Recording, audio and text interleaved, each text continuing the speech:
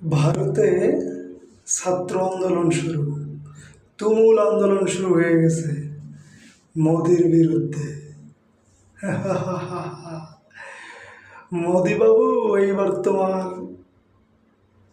ক্ষমতাকে তুমি রক্ষা করো, তোমার জয় মা দুর্গা কালীকে তুমি ডাকো।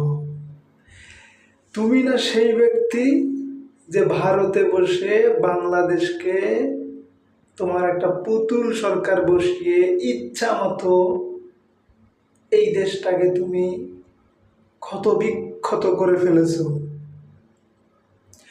তোমার কুপরামর্শে আমাদের আপা জননেত্রী শেখ হাসিনা ওরফে খনি হাসিনা একের পর এক হঠকারী সিদ্ধান্ত নিয়ে এদেশের মানুষকে কুকুরের মতো ইচ্ছা মতো পিটাইছে, জেলে দিয়েছে, জরিমানা করেছে, গুম করেছে, খুন করেছে, হত্যা করেছে তোমারই পরামর্শে। সুতরাং তুমি দিল্লিতে বসে চা খাবা, চা বানাবা, তা তো বানা। এইবার আর তোমার রক্ষা নাই মোদিবাবু। এবার তোমার দেশের ছাত্র জনতা ককরোচ পার্টির নেতৃত্বে সবাই জেগে উঠেছে, সবাই এবার একত্রিত হয়েছে, আন্দোলনে নামছে। এবং এটা জেনজি বাংলাদেশ থেকে তারা শিক্ষা নিয়েছে। যেভাবে তোমার পুতুলকে, তোমার বর্তমান স্ত্রী হাসিনাকে যেভাবে পিটিয়ে এদেশের মানুষ বিদায় করেছে, আমরা আশা করি তোমাকেও হাসিনার মতো সেম অবস্থা করে পাঠিয়ে দেবে। তোমার টিকিট, তোমার প্লেন তুমি রেডি করে ফেলো, পারলে হাসিনাটা নিয়ে যাইও, সাথে নিয়ে যাইও। তোমার কুপরামর্শে বাংলাদেশটার অস্তিত্বকে একটা হুমকির মধ্যে ফেলে দিয়েছ। যে দেশের মানুষ দীর্ঘ 54 বছরেও স্বাধীনতা লাভ করেও কখনো স্বাধীনতা ভোগ করতে পারে নাই, একমাত্র তোমার মতো একটা জঘন্য নরপিশাচ, মুসলিম হত্যাকারী, মানবতা বিরোধী একটা নেতা।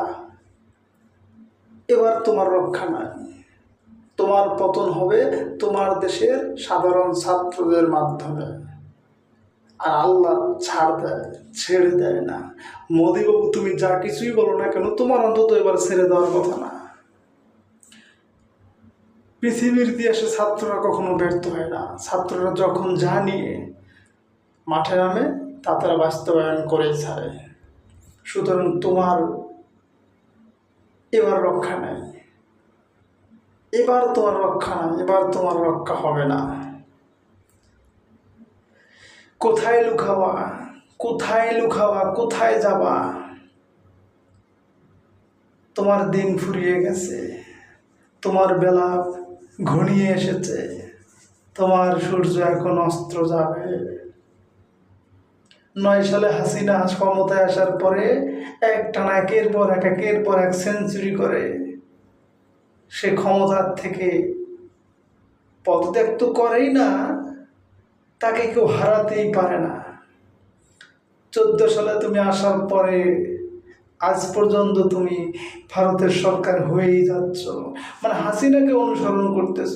তো হাসিনাকে অনুসরণ করা এটা মোটেও খারাপের কিছু নাই। তো এবার হাসিনাকে অনুসরণ করতে করতে হাসিনার মতো তোমার পতন হয়ে যাবে।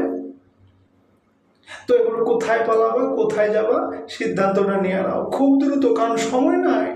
এটা ছাত্র আন্দোলন, এটা কেউ মানবে না, কেউ মানবে না। তোমার দেশের ছাত্ররা এটা মানবেই না। আমার দেশের মাত্র 18 কোটি জনসংখ্যার একটি রাষ্ট্র, সেখানে ছাত্র কত কোটি হবে? বললাম 6 কোটি 7 কোটি। তোমার দেশে তো 100-150 কোটি মানুষ, সেখানে ছাত্র কত?